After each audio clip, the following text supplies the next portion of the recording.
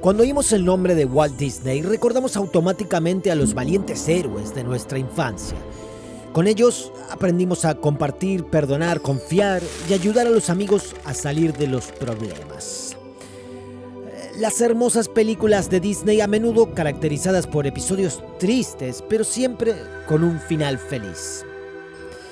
Walt Disney, una empresa que se dedica principalmente a la producción de películas y series y que hoy factura más de $80 mil millones. Todo empezó en un garage cualquiera. Y las cosas no salieron como parecen desde afuera. Una mirada entre bastidores muestra que Disney está sentada sobre una montaña de deudas que asciende a $103 mil millones. Sin embargo, la historia de sus orígenes es muy especial. 21 de diciembre de 1937, día en que se estrenó en los cines estadounidenses la primera película de animación, Blancanieves y los 7 enanitos. Asisten personalidades famosas y acaudalados hombres de negocios. Se apagan las luces, el público toma asiento, se hace el silencio en el cine, comienza la película. El público se da cuenta inmediatamente de que es el comienzo de un emocionante viaje al fantástico mundo emocional de las películas de animación. La sensación de opresión al ver a la malvada reina, las carcajadas de los divertidos enanos, la compasión por la pobre, bella e indefensa niña. Blancanieves fue todo un éxito y no fue, ni mucho menos, la única película de Disney que cautivó a la gente a lo largo de los años. Pero, ¿quiénes fueron los artífices de esta obra maestra? ¿Cómo se convirtió Walt Disney en lo que hoy conocemos? Por desgracia, Mika también tiene su lado oscuro en esta historia. En el pasado, el productor cinematográfico se vio envuelto en varios escándalos, oscuras maquinaciones y truculentas revelaciones. El lado oscuro del señor Mickey Mouse y su imperio, representaciones pornográficas en películas infantiles, racismo, sexismo, narcisismo y 40 casos de abusos a menores en Disneyland, porque donde hay niños, también hay pederastas. Pero, ¿cómo es posible que esta exitosa empresa se haya convertido en 100 años en el cementerio de los peluches? ¿Y cómo consiguió Disney triplicar su facturación a pesar de su escandaloso pasado? Lo que aprenderemos hoy sobre el rutilante Walt Disney pondrá patas para arriba el mundo infantil y le demostrará que, en cierto modo, tú también has sido una víctima inocente de sus oscuras maquinaciones. Pero antes de que te llevemos de viaje a los orígenes de Bambi, Ariel y compañía, puedes ayudarnos a seguir descubriendo impresionantes historias de origen y sus oscuros secretos con solo un like o un comentario. ¿Estás preparado para un viaje a tu infancia que te traerá tantos gratos recuerdos como las peores pesadillas? Entonces, empecemos por el hombre cuyo talento y dedicación tuvieron un enorme impacto en la vida de todos nosotros. 5 de diciembre de 1901, un día de invierno como cualquier otro en Chicago, frío, nublado e incómodo. Una familia de inmigrantes irlandeses se ha instalado allí a finales del siglo XIX con la esperanza de una vida mejor. La esposa, una sencilla maestra de escuela, tiene un hijo pequeño, Walter Elias Disney, más conocido por todos nosotros como Walt Disney, cuyos dibujos nos proporcionarán horas de cuentos de hadas y cuyas películas Disney, bien miradas, hielan la sangre a cualquiera. Pero, ¿por qué? Las películas contienen repetidamente escenas obscenas y ciertamente adultas, un cuento de hadas que se convirtió en pesadilla. La infancia de Walt fue todo menos un cuento de hadas. Su estricto padre, Elías, obrero de la construcción, descargaba su mal humor con Walt todos los días. Le pegaba a menudo porque esperaba que su hijo fuera serio y que trabajara duro. Esta violencia física bien puede ser la razón del carácter controvertido de Walt, pero trataremos esto en detalle más adelante. Walt descubrió su talento para el dibujo a una edad temprana. dibujó su primera obra a los 8 años. A él y a su hermano Roy les gustaban tanto el cine y el teatro que se gastaban todo su dinero de bolsillo de entradas de cine para ver las series de Charlie Chaplin. Walt ya veía que los sketches graciosos y los cortometrajes podrían convertirse en un negocio lucrativo y que a la gente le gustaban. No sabía exactamente de qué se trataba. Como una adicción, su afán por el arte y el dibujo le impulsaba sin cesar. Empezó a asistir a cursos de arte y se escapó al mundo perfecto de la pintura. Un mundo que no conocía de nada.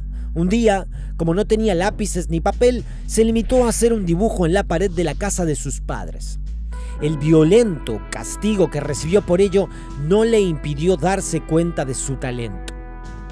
Sin embargo, las palizas que le propinó su padre aquel día le hicieron comprender que necesitaba ganar dinero para comprar lápices y papel, por lo que el niño, que entonces apenas tenía 12 años, empezó a repartir periódicos por la mañana temprano. La familia Disney se mudó muchas veces y en cada ocasión Walt se vio desarraigado de su entorno familiar y experimentó una despiadada inestabilidad junto a la brutalidad física de su padre. Quizás por eso se le describe como un personaje narcisista y controlador, y hay otros oscuros secretos en el pasado de Walt. Cuando tenía 7 años, por la desesperación de la soledad y el abandono, deseó tener una mascota. Este deseo se cumplió una noche, cuando encontró un búho dormilón en el jardín y se lo llevó a su habitación. A la mañana siguiente, sin embargo, el animal le atacó de repente y con miedo o rabia mortales lo pisoteó hasta matarlo. Años después dijo: "Parece que descubrí mi afición por los animales gracias a aquel búho". Una afirmación controvertida, ¿verdad? 28 de julio de 1914 en Kansas City. Walt tiene solo 16 años. Ese día comienza la Primera Guerra Mundial después de que Austria-Hungría declare la guerra a los serbios tras conflictos anteriores. Estados Unidos está en primera línea. Walt se alista en el ejército para seguir el ejemplo de su hermano mayor, Roy. Sin embargo, es rechazado por ser demasiado joven y regresa a casa frustrado. Un año después vuelve a intentarlo. Miente sobre su edad y finalmente es aceptado. Walt viaja a Francia, donde trabaja como conductor para la Cruz Roja. En su campamento conoce a un hombre que todos conocemos y que convirtió el restaurante de comida rápida McDonald's en lo que es hoy: Ray Kroc. Los dos tienen mucho en común. Mientras otros jóvenes están de fiesta y divirtiéndose, Ray, un visionario tenaz, y Walt, un artista apasionado, están sentados en el campamento y vislumbran juntos sus planes de futuro. Poco después, un joven soldado le cuenta a Walt la idea de traer cascos de soldados alemanes del frente y vendérselos a los soldados estadounidenses como recuerdo. Los cascos antibalas de los francotiradores alemanes eran los mejores, pero escaseaban. Así que tuvo una idea fantástica y a la vez engañosa. Walt coleccionó cascos normales y los pintó para que parecieran cascos de francotirador. Un agujero preparado como orificio de bala y un poco de pintura roja que hacía las veces de sangre, y un casco normal se había convertido de repente en un casco de francotirador alemán y se vendía por mucho dinero. Curiosamente, el servicio militar parecía dar a Walt cierta tranquilidad porque durante la Segunda Guerra Mundial sugirió a uno de sus empleados que fuera a la guerra en Europa en su lugar. Europa, y especialmente el Tercer Reich y su régimen nazi, siempre le habían interesado. Sin embargo, no consiguió nada, y tras numerosos trabajos secundarios en su pasado, Walt se convirtió finalmente en director artístico de un estudio publicitario de Kansas City en 1919, donde produjo sus primeros cortometrajes publicitarios. Fue entonces cuando conoció a un hombre importante en la historia de Disney, Ove Iwerks, en realidad Ove Iwerks, cuyo nombre procedía del Fricio Oriental y cuyo padre había emigrado a América en 1869. ¿Quién era este misterioso Ove? Más tarde resultaría ser el salvador de los estudios cinematográficos Disney. Como Walt seguía obsesionado con las películas de animaciones dibujadas a mano, le habló a Ove de su visión. Ove era un hombre espontáneo al que le gustaba asumir nuevos retos y aceptó abrir un estudio llamado Love's Outgram Studio con Walt y su hermano Roy. Juntos querían demostrar al mundo que las películas de animación merecían un alto estatus en la sociedad y trabajaron duro para conseguirlo. Produjeron 3 cortometrajes, pero el éxito deseado no se materializó y el estudio se encontró en una situación difícil. Durante esta dura época, Walt comenzó a producir Alicia en el País de las Maravillas, un desesperado y último intento, probablemente para escapar de la cruel realidad. Pero Kansas City no estaba preparada para tales cambios. La gente no veía sentido a películas en que las niñas escapaban a un mundo mágico y seguían a un conejo parlante o a un gato de Cheshire. La película fue un fracaso y el estudio de Walt quebró. Este contratiempo podría haber hecho perder el rumbo a cualquier otra persona, pero no a Walt. Decidió no rendirse y se trasladó a Hollywood con su familia y los bolsillos vacíos. Uf, que mientras tanto se había convertido en un fiel compañero de Walt, le siguió poco después y como Walt, Uf y Roy ya habían dejado florecer el sueño de tener su propio estudio, abrieron el Disney Cartoon Studio. Imagínense, la primera sala de este estudio no era más que un garage cualquiera. Y sin embargo, el 1 de marzo de 1924, los 3 consiguieron presentar la primera película de animación, El Día de Alicia en el Mar. Poco después, la empresa neoyorquina de alquiler de películas, M.G. Winkler, se interesó por las películas de Alicia y ofreció a Walt $1,500 por bobina. Sabía que era su oportunidad y aceptó agradecido la oferta. El estrés y la presión que siguieron pusieron a prueba a los hombres. Hubo repetidas discusiones entre los hermanos Disney y Uf también empezó a sentirse frustrado. Lo que todos ignoramos es que Mickey Mouse no fue el primer personaje de dibujos animados de Disney y que Walt no fue su inventor. Todos asociamos a Walt con la creación de Mickey Mouse, ¿verdad? Por desgracia, no fue él quien creó el personaje de dibujos animados, sino su socio y amigo, Uf. En los años 20, Uf trabajaba sin descanso porque creía en la visión de Walt, pero no recibió ninguna paga extra por ello. Al contrario, Walt se presentaba como la mente inteligente que dio vida al ratón mundialmente famoso. Uf empezó a rebelarse contra el trato injusto y las discusiones entre los 3 hombres se hicieron cada vez más frecuentes. La situación del estudio conjunto estaba en punto muerto. Pero entonces Uf tuvo una gran idea para salvarlo todo y lo consiguió. En 1928 produjo el primer sketch con Mickey Mouse titulado Steamboat Willie. Walt le puso voz y un personaje a Mickey y el estreno de este cortometraje fue como una bomba. El estudio de dibujos animados Disney estaba salvado. Los años de desafíos, lucha y perseverancia parecían estar dando sus frutos para Walt. Las cosas también iban espléndidamente en su vida privada. En 1925, Walt se casó con su entonces asistente Lillian Bounds, que le dio la felicidad y la atención que tanto había echado de menos de su padre. Walt le había conocido un año antes, cuando buscaba una empleada para mezclar los colores. Kathleen, que ya trabajaba para él como entintadora, fue a casa y le dijo a su amiga Lillian: «Tengo un trabajo para ti». Lillian necesitaba un trabajo y decidió solicitarlo.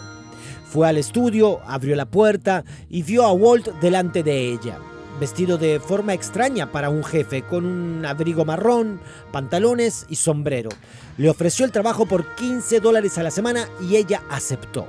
Todos los días Walt la llevaba a casa en coche, aunque estaba a pocos minutos del estudio. Comenzó una historia de amor, pero cuando llegó el momento de conocer a los padres de ella, Walt se encontró con un gran problema. No tenía nada plausible que ponerse, así que ahorró durante semanas para poder comprarse por fin un traje por $35. Ahora ya podía presentarse en su casa. Su aspecto era increíblemente bueno e impresionó enseguida a los padres de Lillian. Lillian era una mujer fantástica que le apoyó en todos sus esfuerzos y estuvo a su lado todos esos años. Aquí, sin embargo, debemos mencionar un punto importante sobre el carácter de Walt. A menudo se acusa al bueno de Walt de sexismo. Ahora te preguntarás, ¿de dónde vienen estas acusaciones? Bueno, con la fama y la fortuna llegó otra cara y después de unos cuantos Oscars que no consiguió, dejó de llevar a Lillian a la ceremonia porque no podía descartar la posibilidad de que le estuvieran embrujando.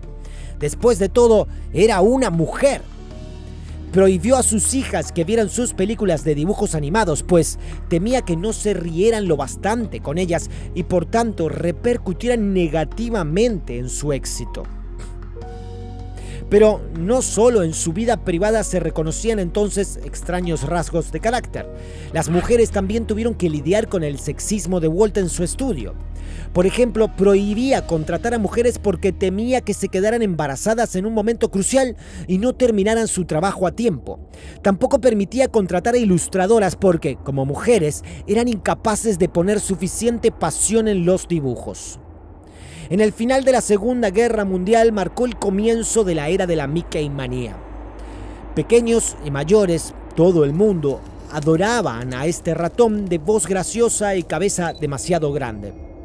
Walt se dio cuenta de que este boom representaba una oportunidad de marketing y actuó de inmediato. Intentó que el ratón apareciera impreso de todo tipo de productos como relojes para niños y camisetas. Hoy en día Mickey Mouse & Co. pueden encontrarse en 5.000 productos. Parece que Walt tuvo éxito, ¿o no? Muy pronto el estudio empezó a producir juguetes similares a los personajes de Disney. El comienzo de los años dorados para el productor cinematográfico. El estudio de dibujos animados Disney no solo producía películas de animación, pronto intentarían ganar dinero con cualquier cosa y se apoderarían de otros estudios como un depredador para acabar simplemente con los competidores. Las películas de Disney trataban a menudo del dinero y la codicia, como Scrooge McDuck, el avaro millonario de Duckburg, o Ebenezer Scrooge, el avaro y crítico navideño que aterrorizaba a todo un pueblo en el cuento de Navidad. Es obvio que los personajes de Walt siempre expresan un poco de su propia vida y rasgos de carácter. Luchan contra el mal. Son héroes de nuestra infancia, siempre valientes y dispuestos a afrontar el reto de lo desconocido con un final que, casi siempre, acaba bien. Cuando Walt recibió su primer Oscar en 1932 por Flores y Árboles, fue solo el principio de un largo viaje por el mundo de los premios. Hasta 1969 recibió un total de 18 Oscars. La naturaleza fascinante de sus representaciones cómicas, los sentimientos que sus películas despertaban en la gente, las historias que contaban, todo esto era muy especial en una época en la que la guerra acababa de terminar y la gente anhelaba mundos de fantasía llenos de color, y Walt tenía ese talento. Esto creó una imagen de persona buena y extraordinaria, pero una mirada entre bastidores muestra que no siempre fue esta persona ejemplar. Era un fumador empedernido y estuvo a punto de caer en el alcoholismo. Si volvemos a su visión para los negocios, vemos que, a pesar de su gran éxito en aquella época, no tenía tranquilidad. Quería mostrar a la gente de lo que era capaz la animación, de lo que él era capaz. Al principio de nuestra historia de hoy, hemos hablado de la irrupción de la película Blancanieves. Con esta película, Walt demostró de lo que era realmente capaz. Sus empleados la llamaban la locura de Walt. ¿Por qué? Walt parecía obsesionado con la creación de Blancanieves, pero se dio cuenta de que la existencia y el futuro de su estudio dependían de este estreno. Tenía que tener un efecto sorpresa inolvidable. Y así fue. Al final de la representación, los empresarios más ricos y famosos se pusieron en pie para aplaudir. En los periódicos, Disney aparecía en todas las portadas con Blancanieves y el duro trabajo de Walt había dado sus frutos. Durante 3 años, 570 ilustradores habían trabajado en la obra maestra. Solo un minuto en el que los 7 enanitos descubren a Blancanieves en la casa requirió el trabajo de 5 ilustradores y el tiempo de 6 meses. Un éxito bien merecido para Walt. Disney anuncia niños felices por todas partes, pero desgraciadamente existen crueles contradicciones entre esta dulce imagen y el estudio de dibujos animados Disney. Ahora conocemos a Walt como una persona un tanto grotesca, lo que sin duda era un luchador. Había conseguido cumplir el sueño de su vida a pesar de todas las trabas y obstáculos, y a principios de los años 30 las cosas iban muy bien. Se convirtió en el padre de los estudios Walt Disney. Era más amigo de sus empleados que superior. Nunca quiso ser el típico jefe que se sentaba todo el tiempo en su sillón de ejecutivo y no mostraba ninguna cercanía a sus trabajadores. Walt les llevaba a jugar al béisbol, les construyó un gimnasio interno con sauna y siempre estaba dispuesto a escuchar sus problemas. El sueño de todos los empleados seguramente habría continuado si no le hubieran caído del cielo una serie de tragedias. Un día oscuro en la vida de Walt es un día de 1938 en que su madre preparaba la comida. Se acostó y se quedó dormida. Vive en una casa que Walt había construido personalmente para sus padres. La muerte le llega lentamente. Las tuberías de gas de la cocina tienen una fuga. Enormes cantidades de gas fluyen hacia las habitaciones, incluido el dormitorio donde la madre de Walt duerme la siesta de la tarde. La mujer nunca despertará. La noticia de su muerte golpea a su hijo como una bofetada. Se lo reprocha. Al fin y al cabo fue él quien mandó a construir esta casa. Su padre, que había intentado salvar a su mujer, también pierde casi todo el valor para enfrentarse a la vida tras este golpe del destino. Puede haber conexiones entre esta terrible desgracia y las madres moribundas de películas como Bambi. Otro revés en la historia de Walt llegó en la Segunda Guerra Mundial.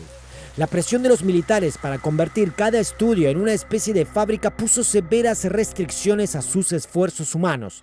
Ahora había una jerarquía clara. Los empleados de Walt estaban divididos en sectores y de repente había límites claros entre los trabajadores normales y la élite. Aunque los empleados normales eran los que más y mejor trabajaban, Walt no pagaba mucho y empezó a pensar que dibujar debía ser divertido y que el dinero era secundario, sobre todo su dinero. A los que no pertenecían a la élite solo les pagaban $12 a la semana, a pesar de que el mínimo nacional ya era de $15 semanales. El resultado, una huelga. Walt se convirtió en el jefe que nunca quiso ser, uno que no entendía a sus empleados. En un discurso a sus empleados les dijo: si no estás progresando como quieres, haz algo al respecto. Y algo hicieron, pero no lo que Walt esperaba. Se sentía seguro. Después de todo tenía una relación amistosa con muchos de ellos, pero cuando despidió a un empleado enfadado, la mitad de los dibujantes abandonaron el Disney Cartoon Studio. Entre ellos estaba David Silverman, un viejo amigo. Walt, cegado por la ira y la decepción, no negocia y se considera en su derecho. David Silverman es muy interesante para nuestra historia porque tras dejar a Walt abrió su propio estudio y trabajó las 24 horas del día, lo que avergüenza a su decepcionado amigo. Walt se deprimió, descuidó sus sueños, su estudio y amenazó con emigrar a Sudáfrica. Fue su hermano Roy quien resolvió el conflicto laboral. ¿Cómo lo hizo? Sencillamente escuchó las demandas de los empleados, negoció con ellos y les concedió sus derechos. Este paso le convirtió en director general de la empresa, ya que había demostrado dotes de liderazgo. Sucedió que cuando en 1950 se estrenó la película Cenicienta, que ayudó a la empresa a alcanzar el éxito mundial, Walt ya había perdido todo interés en producir películas. Ahora centró su atención en otro sueño. Un sueño que sería a la vez una maldición y una bendición. Cuando estaba en un parque con mis hijas, sentado en un banco y mordisqueando mis cacahuates, de repente se me ocurrió la idea de que había que construir algo grande donde los niños pudieran divertirse con sus padres. Walt Elias Disney.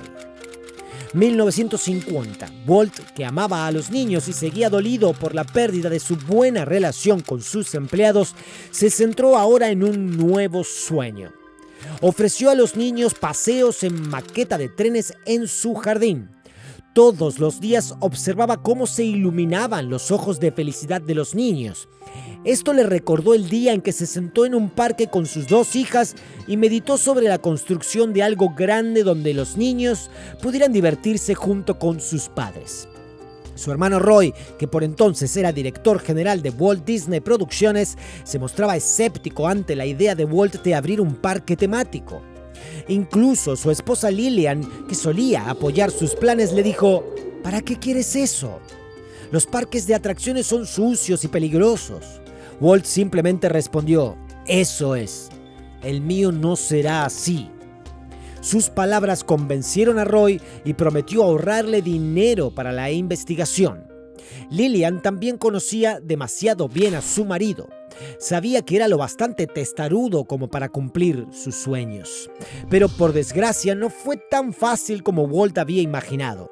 La ciudad le denegó la construcción de este parque de 340,000 metros cuadrados, por lo que decidió buscar otro emplazamiento adecuado.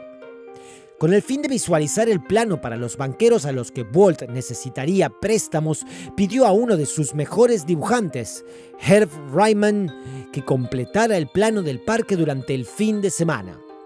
Herb dijo: no quiero avergonzarte a ti ni a mí mismo. Walt se quedó en un rincón del estudio, se volvió hacia él y le preguntó: ¿lo harías si me quedo aquí contigo? Herb sabía que Walt era un hombre muy inflexible y finalmente accedió. Ambos trabajaron todo el fin de semana para ultimar el primer plano del parque que Walt llamaría más tarde Disneyland. En ese momento, Roy prometió $10,000 para ayudarle a investigar y desarrollar el parque. Pero cuando Walt necesitó más dinero, su hermano le sugirió que creara una empresa privada que recibiera donaciones semanales de él. Como resultado, Walt fundó Red Club Enterprises, su nombre de pila Walter deletreado al revés, que le pagaba $3,000 semanales, aunque Roy había conseguido cierta ayuda financiera de parte de bancos como el Bank of America. Seguía sin ser suficiente para hacer realidad el sueño de Walt. Así que Walt ofreció a varios estudios de televisión apoyar su sueño y a cambio él aparecería en una serie de televisión que llamaría simplemente Disneyland. Productoras de televisión como la ABC Network buscaban en aquel momento oportunidades publicitarias para ganar notoriedad y aceptaron la oferta. Por desgracia, ni siquiera estas sumas patrocinadas eran suficientes, así que Walt acabó sacando $50,000 de su póliza de seguro de vida y vendiendo su casa de vacaciones de Palm Springs. Cuando su esposa Lillian descubrió que ya había gastado $100,000 de su capital conjunto en su sueño, se puso furiosa. Naturalmente, esto provocó un conflicto, pero Lillian comprendió lo importante que era este sueño para Walt y confió en su perspicacia para los negocios. Tras una exhaustiva investigación, Walt encontró finalmente 200 acres de tierra cerca de California. Viajó hasta los granjeros que querían vender sus tierras. Uno de ellos, Domínguez, aceptó la venta con una condición. Años antes había plantado 2 palmeras datileras en sus tierras, que eran nostálgicos tesoros de su memoria. Le hizo prometer a Walt que no las talaría. Walt, sentimental como era, le dio su palabra de honor y compró el terreno. Una promesa que ha llegado hasta nuestros días, ya que estas 2 palmeras destileras se alzan ahora en Jungle Cruise. Disneyland se había fundado con una suma de $17 millones y casi nadie estaba convencido de que la idea iría a tener éxito. El 21 de julio de 1954 comenzaron las obras de construcción de Disneyland. Como la selección de árboles tropicales en los Estados Unidos era limitada, el constructor de Walt, Bill Evans, tuvo que volar por todo el mundo para conseguir estas extraordinarias plantas para el parque. A veces fue tan lejos que tuvo que introducir de contrabando semillas de plantas exóticas en los Estados Unidos en sus calcetines. Los comienzos fueron difíciles.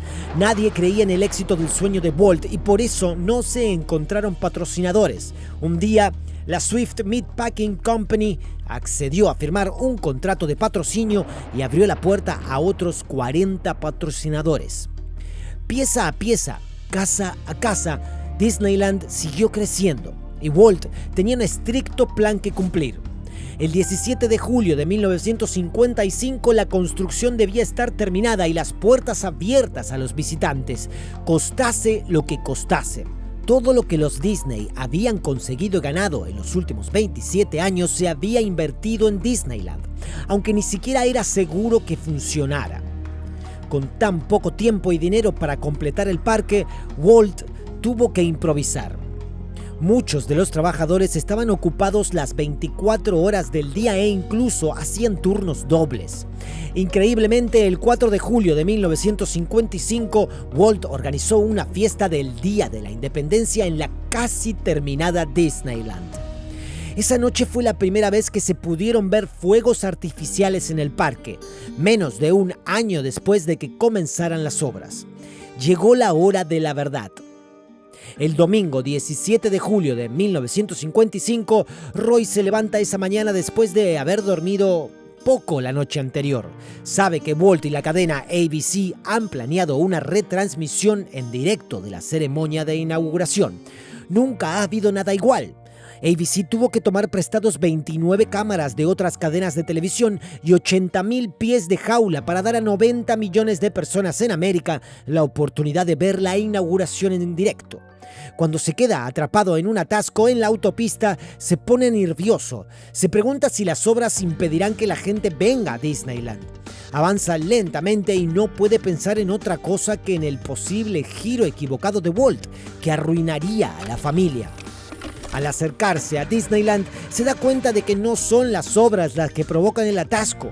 Era la multitud de gente que quería llegar al parque. Cuando llegó, había colas y colas en las puertas bajo el calor del verano, periodistas haciendo entrevistas y niños felices corriendo de alegría ante la perspectiva de ver el reino mágico. El calor era insoportable y no había dispensores de agua. Los aseos estaban abarrotados e inundados. Había basura por todas partes porque los camiones de basura no conseguían vaciarla a tiempo. La gente irrumpió en el Mark Twain Riverboat, un barco de vapor del Mississippi. 500 personas eran demasiadas. La cubierta inferior se inundó bajo el peso. Había 28,000 personas en el parque, aunque solo se debería haber permitido la entrada a 18,000. Al final del día, cuando Walt se dio cuenta de lo que había ocurrido, gritó a los constructores que arreglaran lo que había quedado destruido para la mañana siguiente. A pesar del mal día de la inauguración, miles de personas visitaron Disneyland ese verano. Hasta la fecha se han contabilizado 700 millones de visitantes. Walt disfrutó de la magia de su sueño durante 11 años. En 1966 murió de cáncer de pulmón a los 65 años, pero su sueño sigue vivo. Sin embargo, el encanto y la magia también han muerto con Walt. Y con la revelación de oscuros secretos llegó una oleada de maquinaciones atroces y criminales. Ahora llegamos al lado oscuro de la imagen de Walt Disney, que te helará la sangre.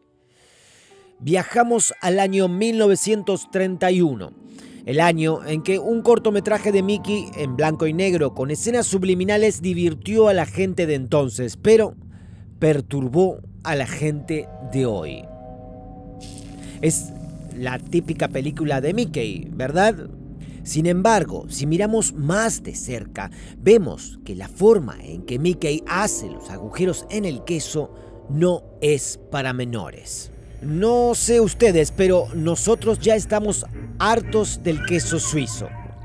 Durante la Segunda Guerra Mundial ocurrió algo que Disney también intentó ocultar durante mucho tiempo. En aquel entonces, Walt cometió un gran error. Decidió producir una película de propaganda que en realidad pretendía ser divertida, pero que dejaba poco espacio para las bromas. En la película titulada The Führer's Face, el Pato Donald, como trabajador, se ve obligado a utilizar constantemente el saludo alemán de Hey Hitler y a leer el libro Mein Kampf. Walt pensó que sería una buena idea hacer una campaña antinazi con esta diversión durante la Segunda Guerra Mundial y la toma del poder por los nazis. Cuando terminó la guerra, Disney solo tenía una opción, y era retirar esta película de la circulación lo mejor y más rápido que pudiera. Y desgraciadamente eso no es todo. En varias de sus mágicas películas infantiles utilizaron representaciones racistas para sacar provecho de las minorías. En la película de 1941, Dumbo, el elefante volador, se presenta al espectador la escena de una noche lluviosa en la que los trabajadores montan la carpa del circo y cantan alegremente al son de la canción que suena. Todos son negros y sin rostro. Esta canción de Disney contiene episodios como "Cuando otros aún están en la cama, nosotros nos afanamos en la tormenta y el viento. Ni siquiera nos importa la lluvia y quizá no nos paguen por nuestro trabajo. ¿Qué importa?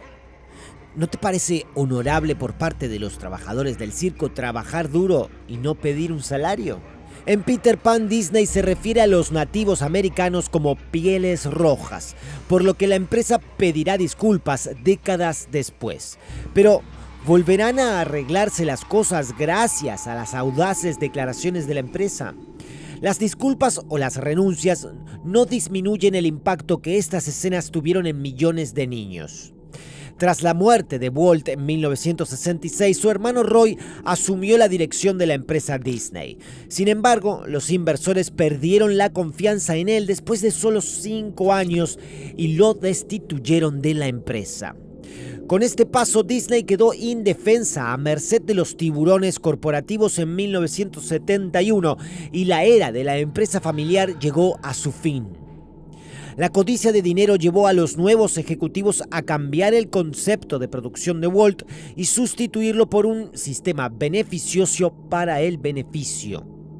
En la década de 1980, el entonces miembro del Consejo de Administración, Michael Eisner, introdujo en la empresa a un influyente ejecutivo de Hollywood para protegerla de los hambrientos depredadores de la industria de producción cinematográfica. Eisner revolucionó el concepto Disney y llenó las carteras, sobre todo la suya. En 1994 recibió un salario de más de $203 millones. En 2005, un nuevo CEO se hizo cargo de la empresa. Se llamaba Bob Iger. Como un depredador devoró a casi todos los competidores, empezando por Pixar, de la que se hizo con una suma de $7.400 millones. Pixar se había convertido en una gran amenaza para Disney y con la adquisición, Iger se hizo con una sólida posición en la industria del entretenimiento. Tras la adquisición de Marvel Studios, Disney recuperó su título de mayor productor cinematográfico. Disney consiguió así eliminar a sus competidores y de esa manera ganar miles de millones de dólares. Sin embargo, su bancarrota moral sigue sacudiendo a la gente hasta el día de hoy. Pronto salieron a la luz escándalos que llevaron a la empresa a una dirección completamente nueva. En 1993, Disney se hace con el control del grupo Miramax. En 2023, el entonces productor y fundador de Hollywood, Harvey Weinstein, es condenado a 16 años de cárcel por violación y agresión sexual. No es el primer juicio ni la primera condena. En el 2020, ya fue condenado a 2 años tras violar a una actriz en su habitación de hotel. Harvey ha recibido, por tanto, una condena total de 39 años de prisión por sus actos criminales y atroces. La cadena de escándalos en Disney parece no tener fin. Donde los sueños se hacen realidad. Este es el eslogan que la empresa utiliza para anunciar Disneyland, sin mencionar que las pesadillas también pueden hacerse realidad aquí. Desde 2006, 42 empleados del parque de atracciones han sido detenidos en los Estados Unidos por abuso y pornografía infantil. Disneyland como patio de recreo para pedófilos. Parece una historia de terror, pero no es tan sencillo. Aunque Disney no está específicamente vinculada a los delitos, la empresa tiene que justificar sus acciones, porque donde hay niños, hay pederastas.